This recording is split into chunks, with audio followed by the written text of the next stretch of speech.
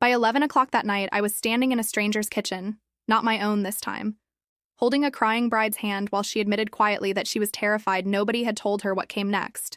Her wedding dress still on, mascara she wasn't even supposed to be wearing smudged slightly at the corner of one eye, the kitchen quiet except for the faint sound of the last guest's buggies pulling away outside, and I remember thinking, not for the first time, that the real secrets of an Amish wedding night have nothing to do with what outsiders assume, and everything to do with what actually happens behind the scenes that nobody outside the immediate wedding party ever sees. By the end of this video, you'll understand what an Amish wedding night actually looks like from the inside, not just my own, which I've already told you about, but from the perspective of someone who's now served as a Neh Sitzer, a close friend helper, at 6 different weddings since my own, watching 6 completely different families navigate that same exhausting, beautiful, complicated night, each one teaching me something slightly new about what actually happens once the guests are gone and the real work of that final stretch quietly begins. If you've watched my other videos about my own wedding, you know the basics already: the ek table, the late cleanup, the lack of privacy, the practical gifts instead of romantic keepsakes, all of it told from the bride's own exhausted point of view. What I haven't told you is what it's like standing on the other side of that experience, helping other brides through it, seeing the parts of the night that never make it into anyone's polished retelling afterward. The parts a bride herself often barely remembers clearly once the exhaustion of the day finally catches up with her. The first real secret is how much genuine crisis management happens quietly behind the scenes at nearly every wedding, hidden entirely from most of the guests. At my cousin's wedding 2 years ago, the bride's dress tore along the hem barely an hour before the ceremony, catching on a loose nail as she came down the back stairs too quickly, and I spent 20 frantic minutes hand-stitching it closed in a back bedroom while she stood perfectly still, near tears, terrified someone would notice, her mother hovering anxiously in the doorway offering suggestions that weren't actually helping. Nobody in that packed front room ever knew, watching her walk out looking completely composed 20 minutes later, exactly how close that morning had come to disaster, or how many pins were quietly holding that hem together underneath layers of fabric for the rest of the day. The second secret involves exhaustion. Real, bone-deep exhaustion that nobody warns young helpers about beforehand. At my friend Ruth's wedding last year, I watched the groom nearly fall asleep sitting upright at the ek table around 10 that evening, after being awake since 4 that morning helping set up chairs and tables before the ceremony even began, then standing through hours of hymns and greeting guests without a real break.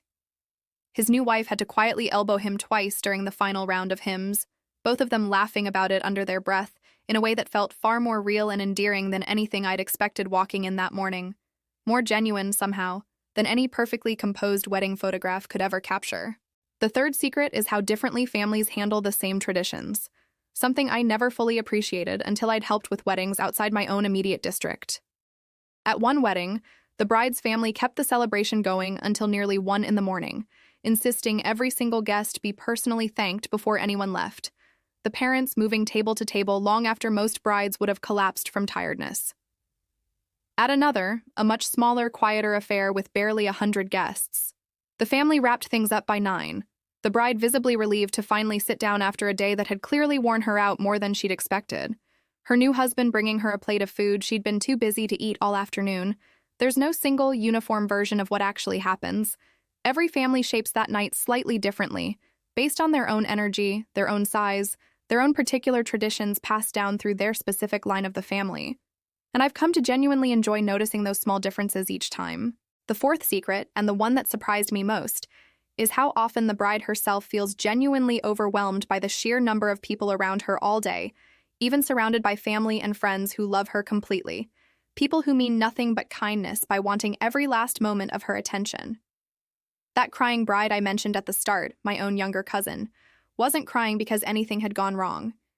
She was crying because she'd been the center of attention for 16 straight hours, exhausted in a way she hadn't expected, and simply needed one honest, private moment to admit that out loud before pulling herself back together to finish the evening properly.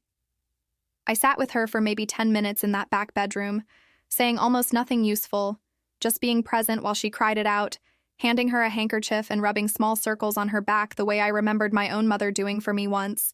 And then she stood up, wiped her face, checked her reflection quickly in the small mirror by the door, and walked back out to help finish the cleanup like nothing had happened at all. The fifth secret is the quiet, practical kindness that happens between women during that final stretch of the evening. Something I don't think outsiders picture at all when they imagine an Amish wedding night. Something almost entirely absent from how these nights get portrayed anywhere online. At nearly every wedding I've helped with, there's a moment, usually well past midnight, where a small group of the bride's closest friends simply take over completely, finishing whatever cleanup remains without needing to be asked, packing up leftover food into containers for the new couple to take home for the week ahead, making sure the bride actually eats something before the night ends, since brides notoriously forget to eat anything themselves on their own wedding day. Too nervous or too busy greeting guests to remember, sometimes not realizing how hungry they actually are until someone finally puts a plate directly in front of them. If you're wondering what the sixth secret is, the one I think about more than any of the others, stay with me, because it's less about logistics and more about something I didn't expect to learn from helping with other people's weddings at all. Something about myself I hadn't fully understood until I saw it reflected back at me in someone else's exhausted, tear-streaked face. The sixth secret is how much helping other brides through their wedding nights taught me about my own. Standing in that back bedroom with my crying cousin, I recognized almost exactly the same overwhelmed exhaustion I'd felt myself years earlier. The same quiet, unspoken relief of finally having one honest moment with someone who wouldn't need me to perform composure for them. Someone who'd let me simply be tired and a little scattered without judging me for it. I don't think I fully understood at my own wedding how universal that particular kind of exhaustion actually is. It took helping 6 other women through it, each one slightly different, each one exhausted in her own specific way, to realize I hadn't been unusually unprepared or unusually overwhelmed on my own wedding day. I'd simply been exactly as human as every other bride I've since helped through that same long, complicated night. Looking back across all 6 of those weddings now, I don't think there's really any single forbidden secret hiding underneath an Amish wedding night, the way a dramatic title might suggest, the kind of secret that would make for a shocking headline somewhere. What actually exists behind the scenes is far more ordinary and far more human than that. Torn dresses fixed in back bedrooms, exhausted grooms nearly falling asleep at their own reception, brides who simply need 10 honest minutes to cry before finishing the night properly, friends quietly packing leftovers into jars without ever being asked. The real secret, if there is one, is just how much quiet, practical care happens behind every single one of these nights. Entirely invisible to anyone not standing close enough to see it happen. Invisible even to most of the guests sitting right there in the same room.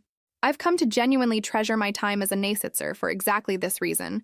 Getting to see that hidden layer of care up close, again and again, at wedding after wedding, each one slightly different, each one revealing some small new thing about how families in my community actually show up for each other when nobody outside the immediate circle is watching closely enough to notice, standing quietly in the background of someone else's biggest day, holding whatever needed to be held so she wouldn't have to carry it entirely alone.